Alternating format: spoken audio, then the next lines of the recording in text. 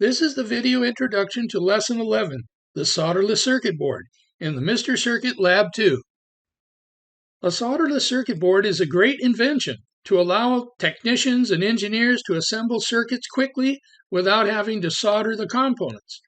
It is especially useful in learning labs like this one, where we use the same components for a variety of experiments. It also removes the need to do soldering. At this point, you could take a close look at the solderless circuit board supplied in your lab. How does a solderless circuit board work? Well, the solderless circuit board supplied with this lab has 170 holes. In other words, there is room for up to 170 wires to be plugged into it. The holes are organized into groups of 5. Each group of 5 holes is autonomous. That is to say, they stand alone. Our solderless circuit board has 34 of these groups of 5 holes.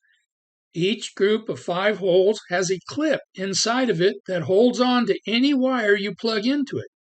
If you want 2 wires to be connected, just plug both of the wires into the same group of 5 holes. There is a channel down the middle of the circuit board that separates the groups of 5 into 17 groups on each side of the board. The size of the channel was designed on purpose to allow an integrated circuit to straddle it. You will use this solderless circuit board to wire up circuits for this lab. Be careful not to try to put 2 wires into a single hole. It will damage the clip inside the board. Also, we use low voltages of 12 volts or less to reduce the amount of current flowing through the clips inside the board.